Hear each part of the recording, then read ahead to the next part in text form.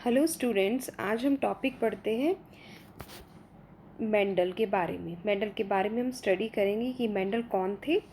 Mendel का जो जन्म हुआ था वो हुआ था 22 जुलाई 1922 को इनका जन्म हुआ था, बर्थ हुआ था।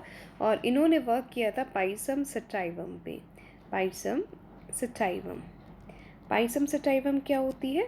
ये गार्डन पी होती है। ये गार्डन पी, इसके ऊपर इन्होंने वर्क किया था और ये काफ़ी लंबा वर्क था। 7 इयर्स का एक्सपेरिमेंट था। ये स्टार्ट किया था इन्होंने 1856 में और ये ख़त्म हुआ था 1863 के अंदर फिनिश हुआ था ये।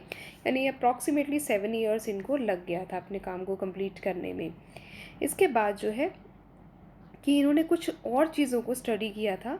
जो और चीज़ें थी वो क्या थी? जैसे कि फॉर एग्ज़ाम्पल इन्होंने 7 तो करेक्टर्स को देखा था और 14 इसमें ट्रेट्स को स्टडी किया था। क्या ट्रेट थी अभी इसको हम डिस्कस करते हैं। मेंडल ने कुछ स्टैटिस्टिकल एनालिसिस किया था, मींस इसके अंदर मैथमेटिक्स को यूज़ किया था। तो ये एक फेलियर रीज़न भी था इनका, आगे हम डिस्कस करेंगे इसको।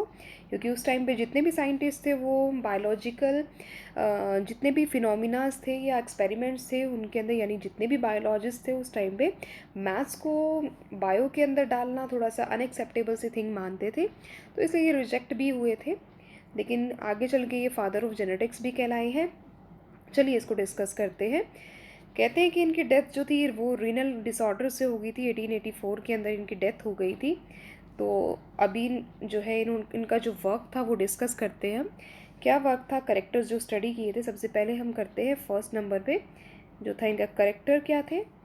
डोमिनेंट एंड रिसेसिव क्या था इनका character. And third thing, chromosomal location क्या थी इसकी। फर्स्ट करेक्टर था शेप ऑफ सीड।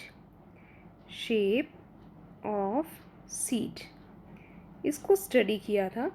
ये थी राउंड एंड रिंकल और क्रोमोसोम लोकेशन थी इसकी 7। सेकंड जो करेक्टर डिस्कस किया था इसने वो था सीड का कलर। कलर ऑफ सीड वो था yellow and green and chromosome location थी फर्न। थर्ड नंबर पे किया था इन्होंने डिस्कस, जो किया था वो था colour of flower. Flower colour वो कैसा था? वॉयलेट डोमिनेंट था एंड वाइट।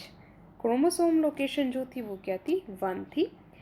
फोर्थ नंबर पे इन्होंने डिस्कस किया था शेप ऑफ पोड। पोड की शेप कैसी थी?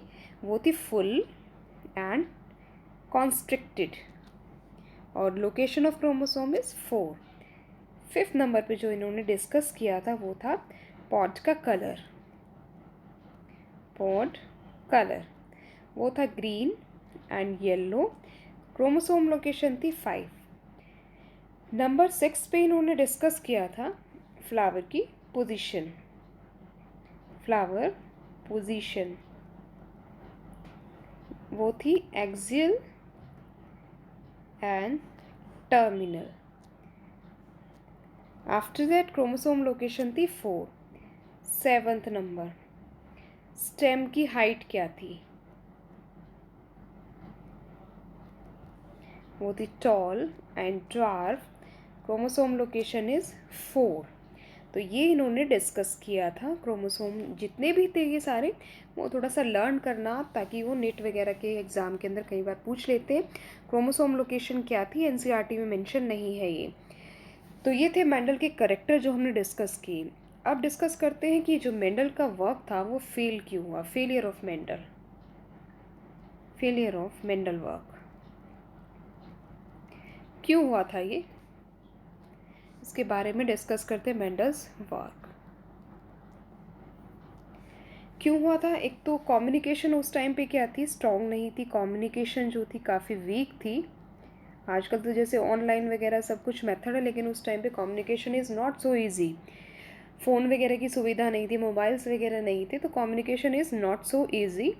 सेकंड ये था कि जितने भी इन्होंने एक्सपेरिमेंट किए थे उसमें स्टैटिस्टिकल एनालिसिस को यूज़ किया था, मैथ्स को यूज़ किया था। अभी मैंने डिस्कस किया था ये मैथ्स को इन्होंने यूज़ किया था, तो उस टाइम पे ये अनएक्सेप्टेबल सी थिंग्स थी। जो बायोलॉजिस्ट थे उन्होंने उसको क्या किया था, रिजेक्ट कर दिया था। थर्ड ये थी कि उन्होंने कोई एक जो फिज़िकल जो प्रूफ होता है वो इन्होंने नहीं दिया था, क्योंकि उस टाइम पे काफ़ी इजी नहीं था सब कुछ करना। तो फिज़िकल जो प्रूफ था वो इन्होंने नहीं दिया था कि किस तरह से उन्होंने अपना एक्सपेरिमेंट किया है। इन्होंने रेशोज़ निकाली थी, जैसे कि 9:3:3:1 थी, और जो रेशो निकाली थी 3:1 थी। तो ये कुछ मैथ्स का काम था, तो इस टाइम पे जितने भी बायोलॉजिस्ट थे उन्होंने इसको क्या किया था, रिजेक्ट कर दिया था। तो ये कुछ डिस्कशन थे। इसके बाद नेक्स्ट करते हैं हम कि जो इनका जो था, जो आगे जो मेथड था, वो इन्होंने जो पी प्लांट को इसने यूज़ किया था वो क्यों यूज़ किया था। एक तो ये था कि ये बहुत चीप सोर्स है, इजीली मिल जाता है। पी प्लांट जो है सेल्फ पॉलिनेटिंग प्लांट है, सेल्फ पॉलिनेशन ईजिली हो जाती है, तो काफ़ी इजी था ये।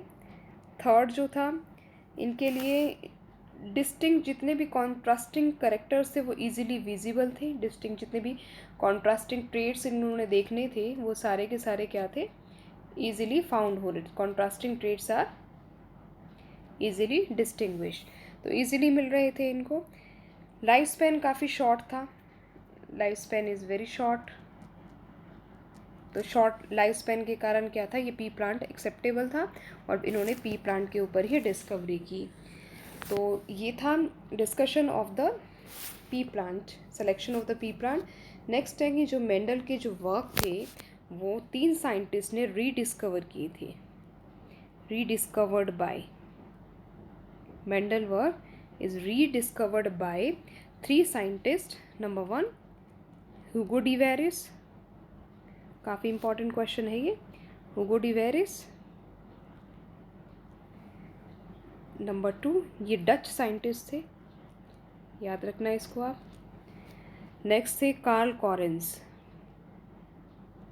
कार्ल कॉरेंस ये जर्मन साइंटिस्ट थे। और थर्ड इज वॉन शकरमैन। ये साइंटिस्ट जो थे ये थे ऑस्ट्रियन। ये 3 साइंटिस्ट थे, इन्होंने क्या किया था, मेंडल के वर्क को रीडिस्कवर किया था। और रीडिस्कवर करने के बाद इन्होंने कहा कि he is a wonderful scientist and named as a father of the genetics. तो ये रीडिस्कवरी जो हुई थी वो एक तरह से कह सकते हैं कि जेनेटिक्स के वर्ल्ड में बहुत बड़ी एक डिस्कवरी थी, रीडिस्कवरी कह सकते हैं ये। तो यहाँ तक हमने डिस्कस किया about the Mendel. Next video में हम डिस्कस करेंगे कि लॉज ऑफ मेंडल क्या थी। तो thanks for watching this video.